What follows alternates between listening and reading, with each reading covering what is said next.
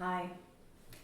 Firstly, I want to say thank you so much for sharing these and listening to them. They're on both here, YouTube and Rumble, and on a weekly basis, approximately 50 or so actually listen, possibly not all the way through. None of us do that with all the things we have, and the messages that come through to me privately. Thank you. I do appreciate it. It's not for the likes, it's not for the comments.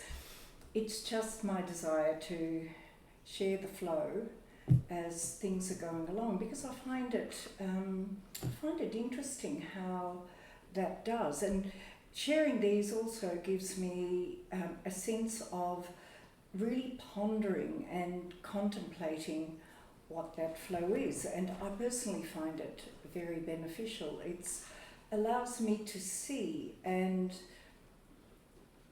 step back and actually be in life more. It's quite an interesting process for me to begin with. So thank you. So this week was a reflection, but it's a reflection of what we tend to do. And I'm calling this week See It. Because what showed up was, when you see it, it changes everything. It's like, if you say you can, you can. If you say you can't, you can't. But the same is with, if you see it, you move forward, you move into it. And if you can't see it, you're stuck in this loop.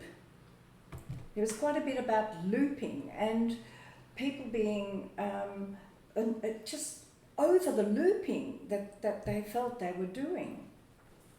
The other aspect that really showed up was that when a session is held and that normality comes, that normality that one feels that you can now walk into takes a step forward. And if that step forward isn't taking, that it cannot meet you. It's a bit like when you see it, these steps get taken forward and then it meets you. And other times, from seeing it, you realize it was there all along. And that it's not in the other, it's actually in self. And when you can see that, it can then move forward and celebrate that. Understanding that we can project sometimes the best onto others, and then we feel codependent on the others somehow to have that which was yours in the first place and always was. So, See It was this week. So, sometimes there can be a very long gap between that which is yet to reveal itself and not even knowing what form that will take, but at the same time knowing that that process is part of the deal to actually get there, be it a house or a job or a relationship. They all play in with the same kind of wanting to know it.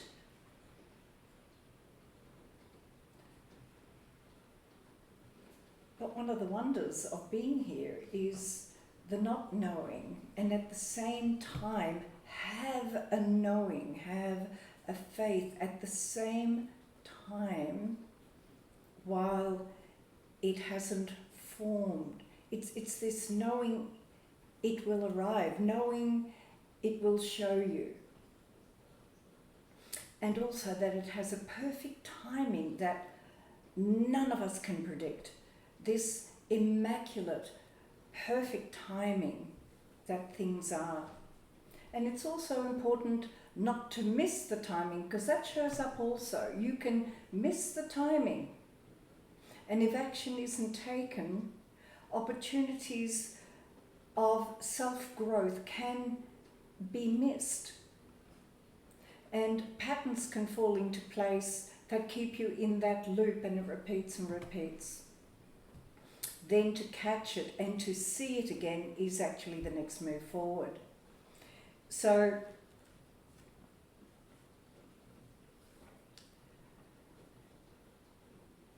this length of time in one being that came and saw me was long, but so have these times been extremely long and requiring patience with others as well. It's almost like by trusting it and grinding and coping with the being patient leads also to a sense of coping, and coping then becomes a way of life, and coping's not a way of life.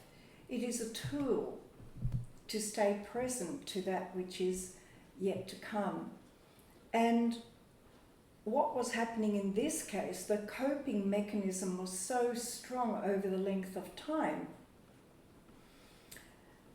And knowing that something had absolutely fallen into place, and it has, that desire to be productive and not know when you can actually relax, because it's now formed in such a way that one can sit in it knowing that that is so present and undeniable, with so many signs of that being the case, even though it hasn't actually arrived. And that actually showed up with one of the beings who eventually it came to, you don't even have to think about it anymore. And, you know, wondering, will they see it? Won't they see it? Will they ever come to that forming relationship with me? When in fact the relationship was very strong. 4 calls a day, continuously checking in and having it as the main connection. Kind of sometimes doesn't make sense unless a ring is put on it. But there are enough clues that you are it. And the being in the flow of that, not needing to think about it. And leaving it sometimes to the other to come to see it in a way that brings the relationship more where you already feel it. Giving it time. I see it. I can see they see it, but they can't see it quite in that way. But everything feels so good. Why rush it? Why go into, I can't see it until I see the ring? I mean, what's going on here?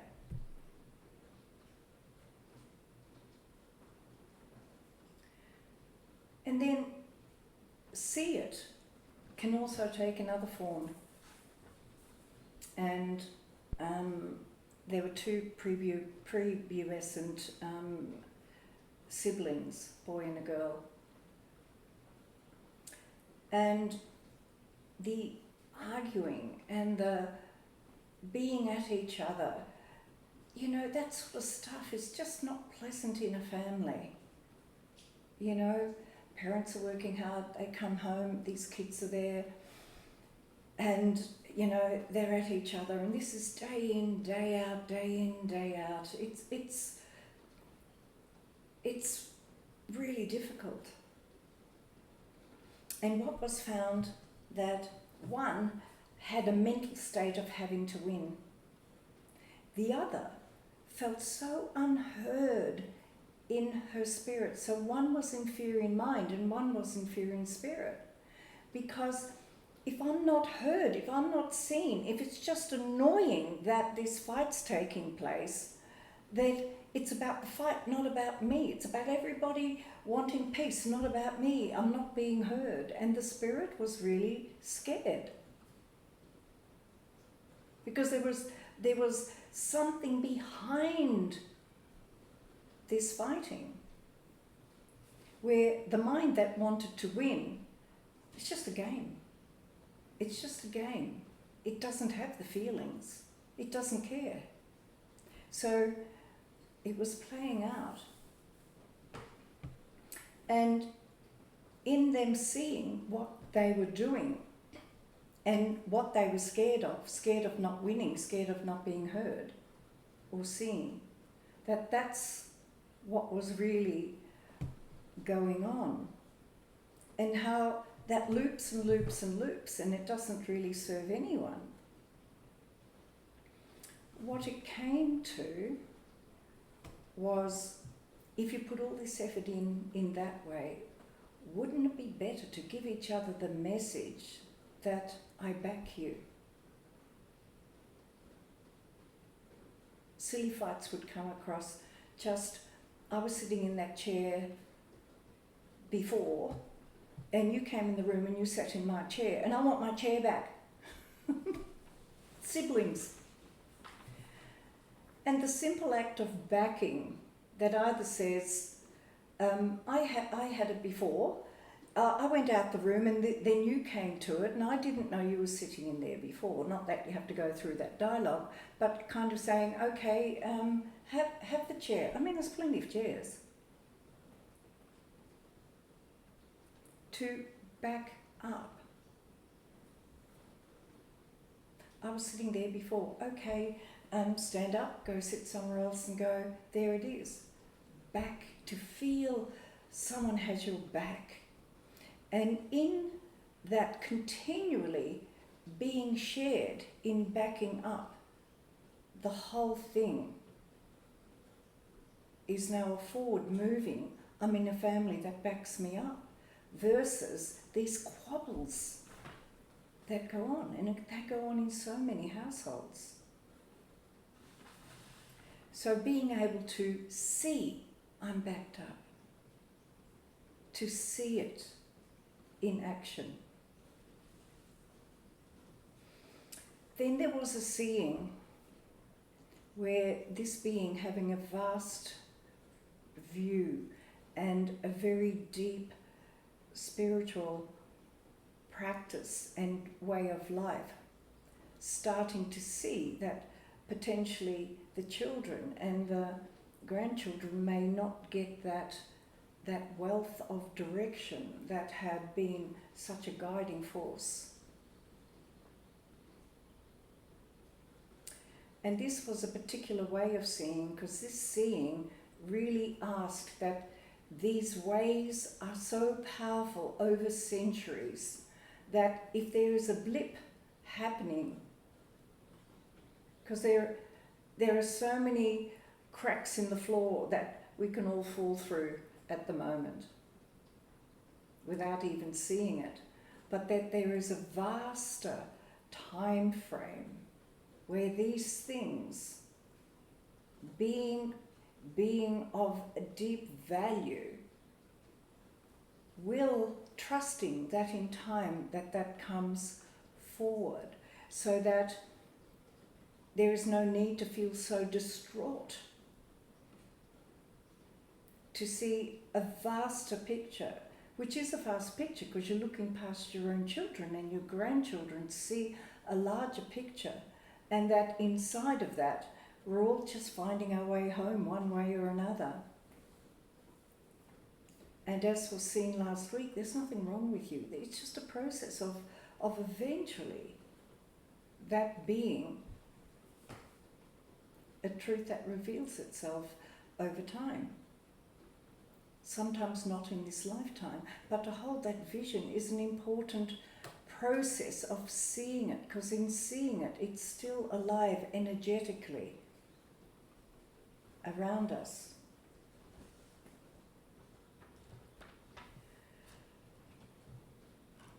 There was one being that came where the looping's been going on for decades, looping and looping and looping and looping. And others would see it as paranoia, but for her it was the truth of the looping. And it literally was taking her life away. And if there is a circumstance that you cannot get off your mind, it loops and loops and loops. Have a look at it, because you will see the cost. The cost is how you are living, how you are interacting, how you have thoughts for yourself or not thoughts for yourself, because the thoughts are always on the other and what they are doing and how they are destroying your life. Because actually, it's you that gave your life away to them to be that concerned about it. So we found a way around it to really give clear information that that's not happening. And this relaxation of feeling back in her life. And as she said, I never saw it that way. And in seeing it that way is a complete claiming back of her life and her interests and moving on. You know, we can look at these loops that we've played out one way or another, and the cards that were pulled were humour and connection. And you know, we can look back and we can say, how did I ever get lost in that loop and have a sense of humour? Like, aren't humans interesting that we do that stuff, but have a sense of humour around it? So the humour card, see the funny side of life. Laugh at yourself. Laughter is love. Learn your life's lesson with laughter, and you'll travel your path with a light and happy heart. Release melancholy, heaviness, and austere practicality in favour of some good, clean fun and laughter. Enjoy a good time with friends. Reminds me of a friend who jumped into the bay close by after being at a party. It was great fun. Let your spirit soar. And the second card was connection. These people who we are in loops with, or you know, there is no separation. Separation is a lie. And even if you go your own way in claiming your life back, whatever that is, know that everything is whole and everything is connected. They'll find their way, you find your way. But there's no reason to give your life away to upset or whatever it is with the other. You are never alone. You are never separate. Separation is an illusion that you use to give yourself a hard time. Separation is awfully painful. But it's a lie. All things are connected. Nothing works in isolation. You are no exception. Feel the connection to universal oneness, cosmic energy or God, and you know, this is a bond that can never be broken. And then it says, an old friend may wish to reconnect with you, and that old friend could be you. And I pulled another card, not because I tested up, I thought just out of interest, as you do, and it was breathe. It was obvious. Come on, just breathe. Much love.